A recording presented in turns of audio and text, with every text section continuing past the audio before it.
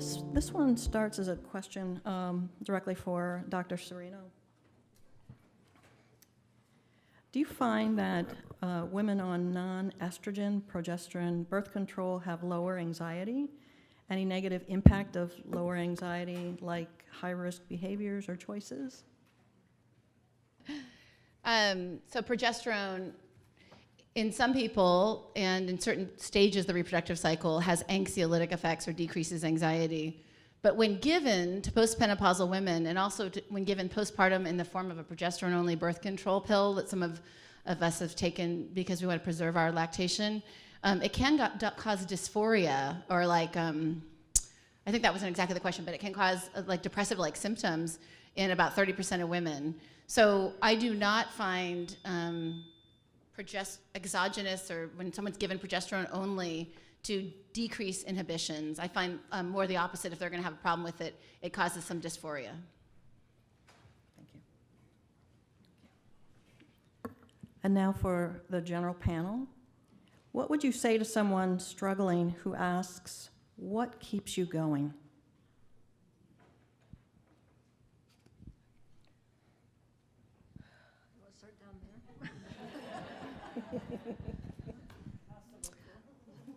One of the questions I like to ask people is, so what makes you get up in the morning? Why does it matter?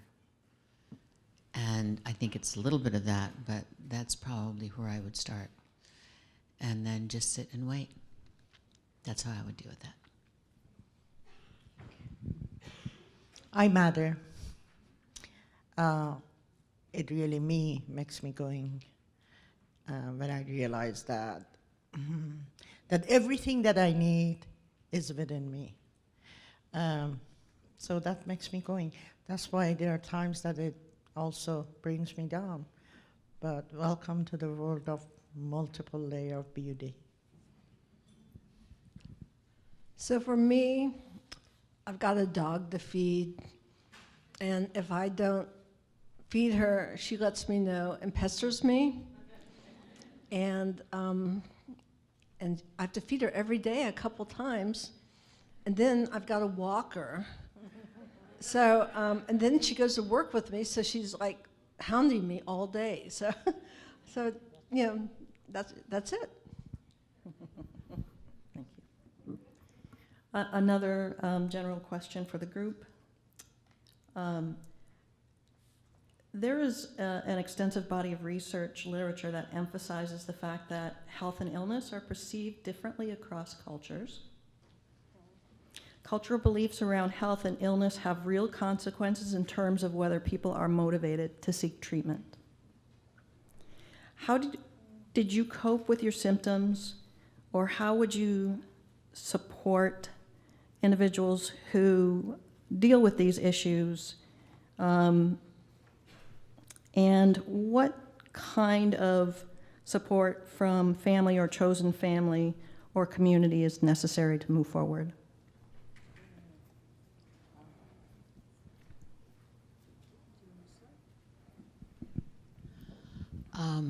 It's a great combination of questions. I think it's really important to ask people whatever their symptoms, or what they call their dis-ease, with a little hyphen in the middle, what does it mean to them? What do they think it's about? What have they tried to do to shift it? Do they want to shift it? What does it mean to the people around them? That I really think that in terms of culture, I know my culture somewhat, but I'm really curious about your culture and what it means to you and how it shows up for you. I also know that many people have other influences that I don't know about it, whether it's jinns, whether it's, I don't know. That there are many things out there that influence other people that I'm not aware of. So if I make conclusions and then make decisions about it, I don't think it's going to be helpful. So I would really direct all my being with that person with, again, one of curiosity and wanting to learn about them and what this meaning holds for them. And then together I would partner with them about the places that they want to make shifts and the places they want acceptance. I appreciate the question. That is very relevant because I know from my culture, even within my culture, family to family is different. Mental health means different. Normalization of mental health, it takes a different form and shape. As I said, when I was deeply depressed, I didn't have a word with it. I didn't know. I had not heard till age, I don't know, 28, the name of depression, right? But I overcome with my depression based on internal and external resources. I bounced back, my family, my friends, community. So for different people means different. Now I have a different understanding. Doesn't mean that this is more effective than that. So whatever is working, whatever is the strength, we grow up to count on each other. We grow up to ask the neighbor, how you doing? Your problem is my problem. So my problem is your problem, right? So same in the family. I think for me and my family was the devastating things that we went, each of us differently. It was the sense of community within my family and sense of support. If it wasn't because of my sibling, I wouldn't be here, really wouldn't be here, right? So that mental health healing for me, it means that. And it means that. I'm a therapist, right? I listen to people, what it worked for them. What is their narrative and how they seek help? It doesn't have to be in my office. It doesn't have to be with all those Western modalities. It may mean something else, just extra support, you know? So it varies from culture to culture as long as we stay open and let them be an expert to guide us through their meaning of, whether it's a life meaning, whether it's a mental health meaning, whatever it is. So as long as also I stay psychologically flexible, okay? So I welcome everybody's own intervention and support. And when I see that also sometimes the little support, if they don't have it, a little support helped me to create a major change in my life in a positive way. So I look for that opportunity for people. And culture to culture is different. So I think that every living being, plants, animals, just about every living being, has that seed of the life force. And it's going to be expressed differently with each person, with each culture, with each family, with each community, you know, with the tribes, the rituals of any culture. It's going to come out differently, but it still is a very sacred thing. And I think if we can honor and respect and acknowledge this sacredness of this life force in all its myriad forms, and you know, it is so wonderful that there's so much variety of it, and that we all have it. And if it's really mushed down with someone under a lot of that mud, there is still going to be a little spark, that baby seed of the life force. I believe that. I'm not an expert, but I really believe that there's going to be that little seed. And I encourage people, you know, listen for that seed, look for that seed, and hold on to it, and just don't let go. Thank you.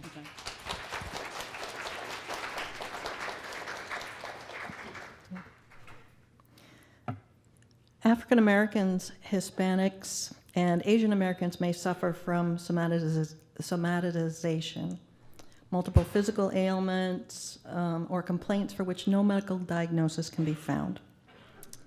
How do you recommend engaging these individuals? Because often what seems missing is the validation that comes with diagnosis and treatment of a specific ailment. We're getting to the deep stuff. Like, I could think about. That's a hard question. I mean, somatization is more common in women in general, and it is some of our most difficult patients that experience the medical system is really not being helpful for them. So I know that part of our integrated program, where we have multiple different doctors that are working together and communicating together, and often having an integrated mental health person in the office, so it's not like a stigma if somebody is being referred to a mental health person, can be helpful, because I'm kind of just part of the team. And so addressing the mental health needs that might increase the risk of somatization in a way that is non-stigmatized, but also can still identify that there's treatment and that somebody can get better, I think is part of what we do in our clinic that's integrated. I can just speak to that. If I may, I'm not disagreeing with anyone. I stayed away anymore calling psychosomatic symptom, and I'll tell you why. As a behavioral health consultant years ago, or a few years ago, I saw that some PCP doing a good job on attending to that and some not very good job. Patient constantly felt that devalued, or their psychosomatic became another things that, nothing is wrong with you.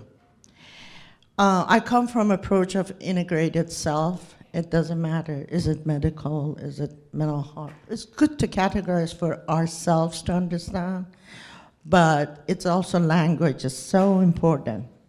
If for our patient feels the pain, it feels the pain, it's connected. Our body, physic, and emotion is connected.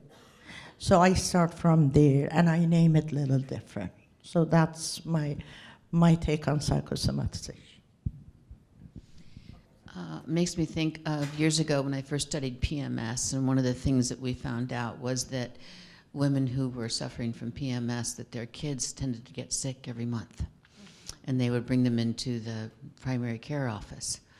And so what was happening there? And my guess is that there was it was a call of help from mom. And so that led me to think, I've always believed in body-mind, body-brain. And I think so much of what happens is that people really, they need relationship. And so one of the things that they get when they come in to see us, whether it's for an upper respiratory infection or whatever, is that they're wanting to know that they can come see us. And so they are creating relationship, and then you can begin to explore, when these things kind of when do these symptoms come up? And again, I think the most important piece is to create a welcoming place to really help somebody talk about all the nuances of whatever it is that's going on with them, and realize that the more, that's one of the things I have a problem with urgent care centers, is you can't really form a relationship. And so, I know when I provide medical care, when I get to see somebody 2 or 3 times, it's really exciting. I get to see kids that grow up, things like that. So you form relationship, and I do think that people can begin to recognize that it's all health and well-being. It's all together. You can't separate it out.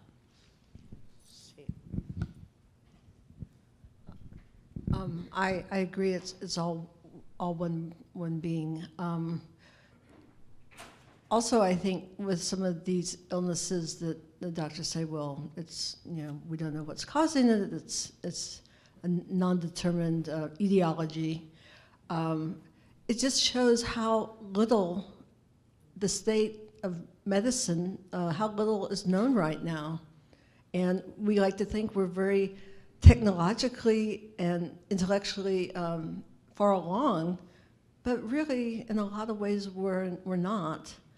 And some of the more ancient, even indigenous shamanistic cultures or ways of healing are probably more in tune and way advanced than Western medicine.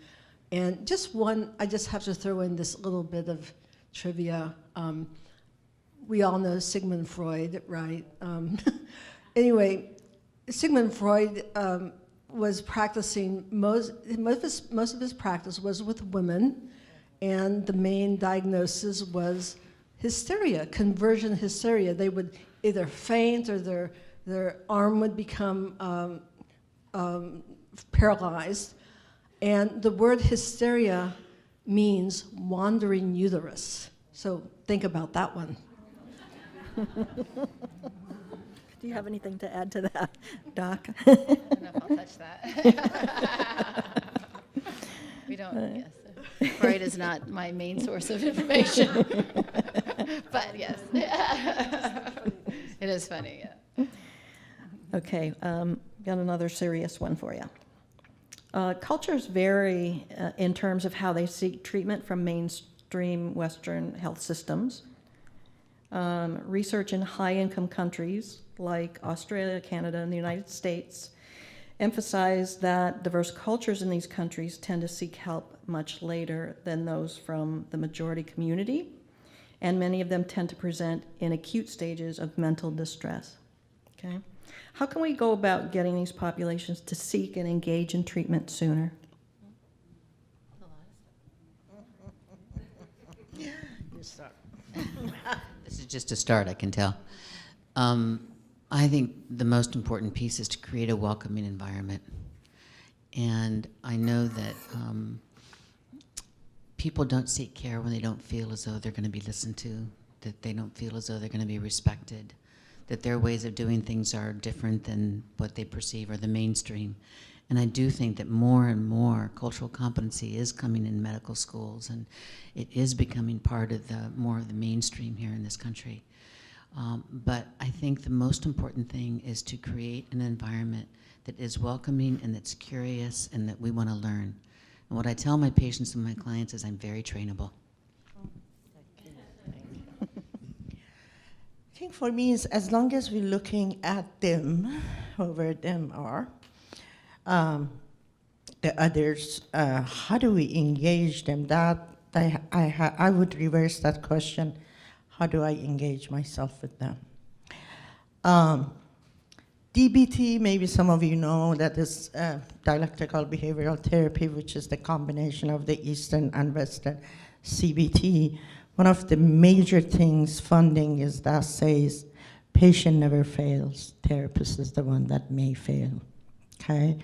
If we come from that perspective and see that what this patient from different culture need, if you even go to the modality of trauma approach, if we practice the 6 or 5 or 3 principle of trauma from lens of trauma and equity, you can't separate that, right? Then you'll find a way that how to engage them, that you understand and you accept their choices. If the person from different culture doesn't feel welcome, trusted, understood, but I can give you one big tip. With a good intent, we try to fix the people based on our own value. That's where we are failing to engage them. It's not they failing to engage with us, we failing. So if I can step back and put my value away and start from the point that they are ready to start. And this should be not just for people from different culture, anybody comes to our help, right? And from where readiness, where are they and how much ready they are? I bet you, I can really, really bet you that if a patient feels that, you would even curious enough, aware enough that you want to understand their understanding, then they feel safe. They feel belong, they feel respected. These are some of principles of trauma. Be respectful. Don't force your value. Pay attention to their readiness. Create the safety, create the welcoming environment. Let them feel that when you don't know the answer, when you don't understand, be transparent. Say, teach me, right? These are, I'm not saying the answer, but it does help all the time. I've been practicing for 25 years with multiple people from a different background. It helps, it works. One thing that I can bring out that some of you may know about and maybe a lot of you don't, is in the state of Oregon, in 2011, a bill was passed, and it created what we have as the coordinated care organizations. At the same time, it said that our health system needs community health workers and peer wellness specialists, which is people with lived experience of mental health and or substance use disorders, and personal health navigators, and doulas. And so that's in our statute in Oregon, and it was first called the non-traditional healthcare workers, and then it became called the traditional healthcare workers, because so many of the workers, like community health workers, have been working in communities all over the world for many decades, probably hundreds of years, or maybe even longer than that. So in Oregon, the Traditional Healthcare Worker Commission, I was just on it recently, and that is under the Office of Equity and Inclusion, interestingly enough. So I think by becoming aware of what's going on in our own state and supporting this area of expertise in healthcare, being aware of it, there are a lot of people of color in the traditional healthcare worker workforce, and having people that look like you and that can speak your language helps a lot. I agree with that, yeah.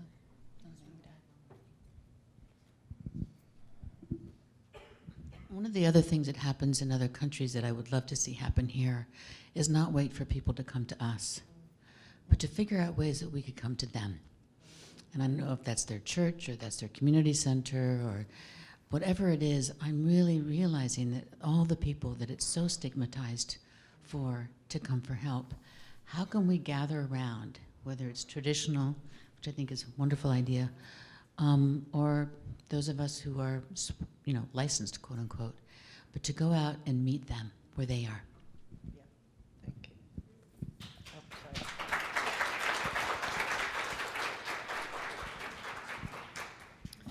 I just want to add one more question in this kind of realm, and it's specifically about stigma.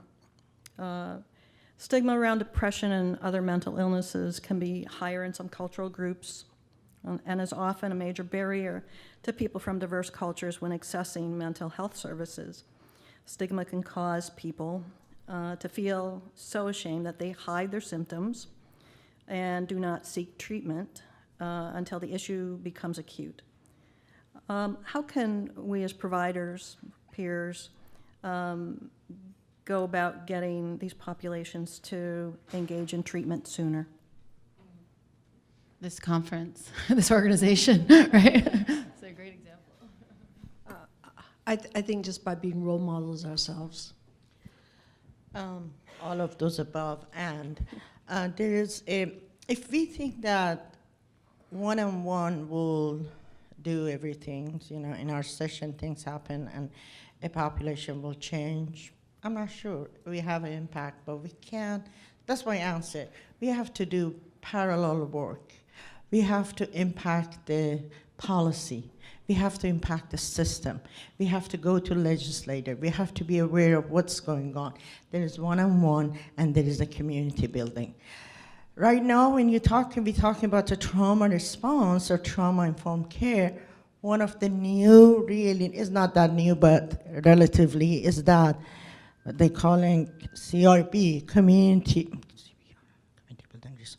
So you all have heard about ACEs, but the new ACEs is about ACEs of community, adverse child experience. We need to pay attention to what's going on in the community. For some of the people, including myself, if you asked me 20 years ago, again, if my neighbor would come, if my church or mosque, if my mom's sister would come, I may have, she could engage me. But going to the office, authority means something different for us. You go only to your doctor. If you go to your doctor after that and you see the teacher, more than that, you're in trouble. You don't go to see somebody unless somewhere in your stomach something is hurting, right? So I think that's that cultural part of it. But the second part is that we have to build the community. Have you seen, my brother, I think, part of his, whatever, was it depression, was it desperation, I don't know. But I know for a fact, he was a, whatever you call him, proud man. We did not see any sign. He hid it. Why? Well, okay, I don't know. I may never know.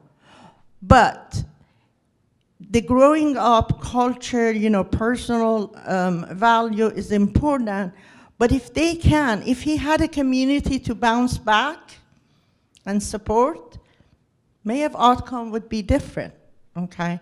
So and the research shows that people who make it, they have some sort of support. If we build a community that, poor people, marginalized people, they can bounce back, we may be able to be successful. If we only thinking that mental health happens in my office once a week, 1 hour, while person going through all sort of trauma, that's not going to happen. Maybe we manage it a little bit, but really we have to come from a different angle. Doesn't mean that every one of you have to do all those jobs.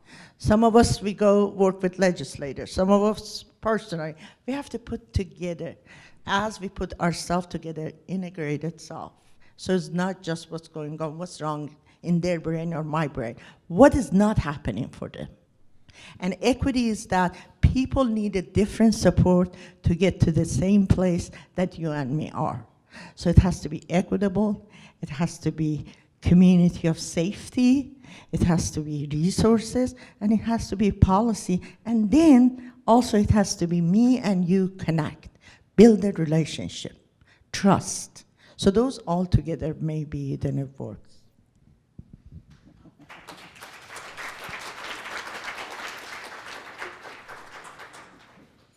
Sorry. Thank you, Pari. That's well said, so well said. The only thing I would add is that in the theme of growing new eyes, when I do talk with people, a lot more of interest in things beyond their supposed health and well-being. What do they get joy from? What do they do on the weekend? What are they doing with their kids? I want to hear about their intergenerational kinds of things. What was it like when their parents came to this country, or where are they from? I mean, really finding out, and this will take some time over different visits, but to really find more about fill in the tapestry of who these people are, and a lot of these kinds of issues, I think, will come out.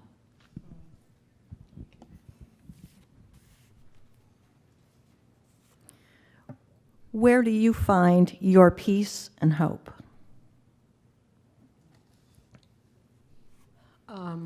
Well, a lot of times I don't feel peaceful, to be frank, and a lot of times I don't feel hopeful. And that's being just the honest truth. But creating things, creating art, writing, I write a lot, I play cello, and I love to watch the light as it moves through the trees onto the sidewalk or the ground, the patterns that the light makes when the wind moves the trees. That really does it for me. Yeah, for me is the power within, really. It starts from there. I used to start it externally. I was looking for strength outside of me, right? And I learned that it comes from here. They say, there's again saying from Rumi, it comes from really my soul and the spirit.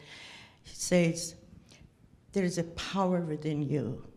There's a light, as Gayatri said, within you, that I really get it from inside, that there is something within me that can overcome any challenges, and it brings the best ever within me. That's where I get the source. also, when I see that I'm able even to make it this much difference, what a privilege that I am able to see and share or take a joy on somebody else's, joy. I'm aware of my privilege. I'm aware when I'm sitting with someone where I'm standing. And it is really great that I can give something and receive something.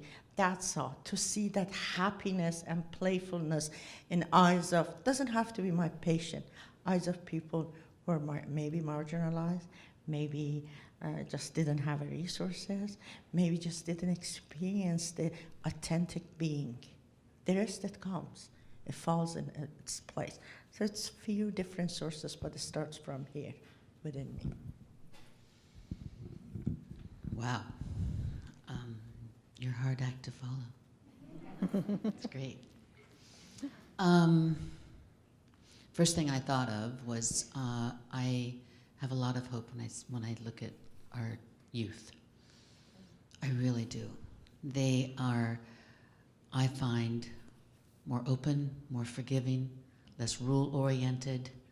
I love that they oftentimes will work to live and not live to work. I really find a lot of hope.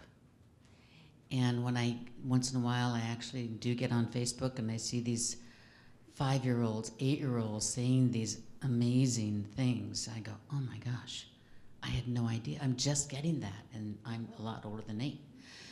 So I do, and I think that but though it's also all of us who have midwife that to happen. So I think that really for me, the hope is from people. Whether it's someone that I have that moment with, whether it's on the Max or whether it's in my office where it's like, we just get each other. It's amazing. Or whether it's looking at people who have incredible social activism, who are doing great things and starting wonderful programs, or whether it's our kids. So it's you and me.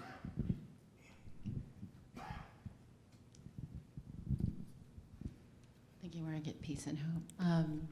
I really get it, I think, from my children. It feels like a lot of the hormones and the influence of bonding is so prevalent in my life. And I work with so many women who bring in babies, some days 3-day-old babies and 10-day-old babies. And I don't know, I feel like seeing them get better, but also seeing my children grow, and the bond that we have is really one of the most prominent things I think that makes me keep going. So I think it's powerful. So this is a question for Dr. Serino. Is there a connection between perimenopause and an increase in ADD, ADHD symptoms? Additionally, does endometriosis play any part in increasing symptomology? The interesting about the perimenopause and ADHD symptoms. So there was a study that came out about 2.5 years ago that showed that, yes, indeed, we have not full ADHD, new onset ADHD symptoms per se, but we have mild cognitive impairment during perimenopause. It's not imaginary. It actually goes away, can go away after menopause. Like late onset cognitive impairment is a different story, like dementia, et cetera. But yes, we definitely have changes in attention, concentration, focus, and immediate recall during perimenopause. This study was looking at giving a stimulant, like an Adderall, to women during perimenopause to see if they could get back to their normal cognitive function, and it was effective. I don't use that a lot in temporary perimenopausal cognitive impairment because I think it's a little aggressive, but if it's impairing you, it's real, yeah.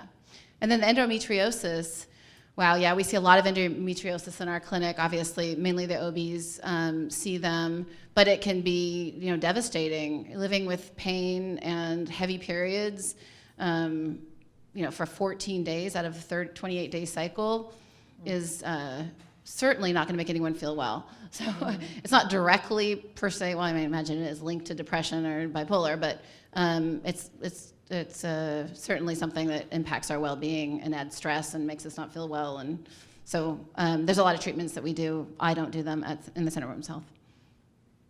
All right, thank you. Thank you. Megan, there's a request for more information on your gallery showing. Can you give us the details? Thank you, whoever asked that.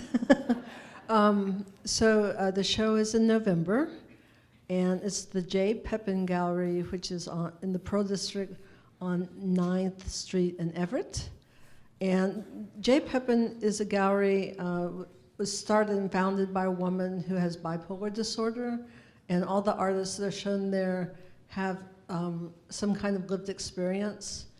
And the opening will be November 1st. On the evening of November 7th, I'll be reading from an essay I wrote that actually won a prize last year from the American Association for Suicidology. So I'll be reading about,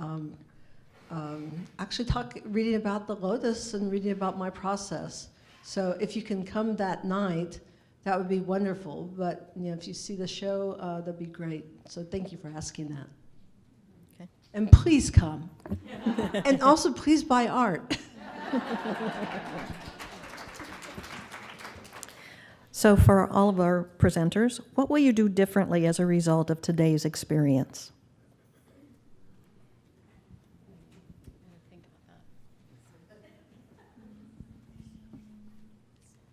Frankly, I'm going to stay in my pajamas all weekend long.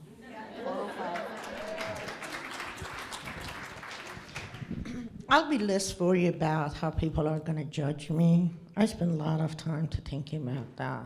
I'm done with that, right? I thought I'm done till this conference came. I said, oh my God, everything is creeping on me. So, and talk about suicide rather than keeping it as a secret. And not try to at least have a moment of awareness that, we can't save everyone. And we try. I saved many people. I couldn't even know. And it's okay. There's no shame that whatever my brother was going through didn't share with us, right? It's a learning opportunity for me. But so instead of being so anxious about that, I have 3 programs under me. I serve 600 clients. So it was like a little bit shameful for me because I was judging myself, that I failed, that I didn't get it, that I just talked to him a week ago. Why didn't I pick it up, right? To talk about it without shame.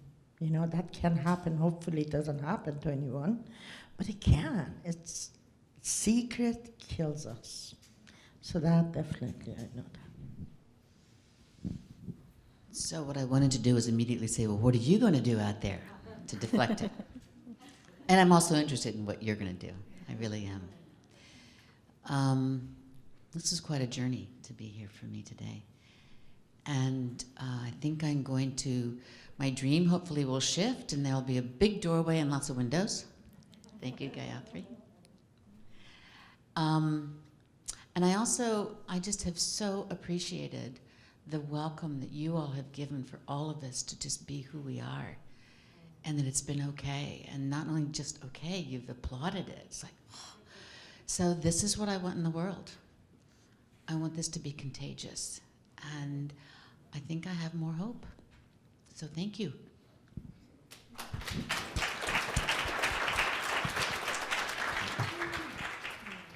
I just want to say for myself, but I think for all of us, the thank you to Gayatri and to the wonderful volunteers today.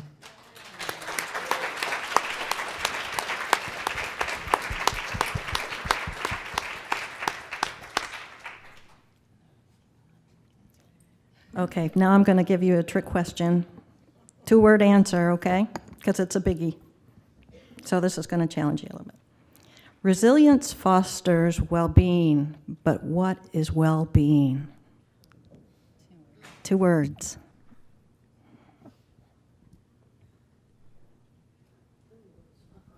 I think they're going to be here a while.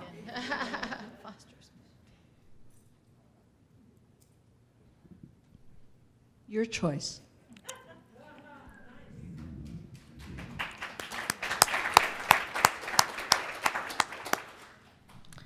stretching the state of awareness.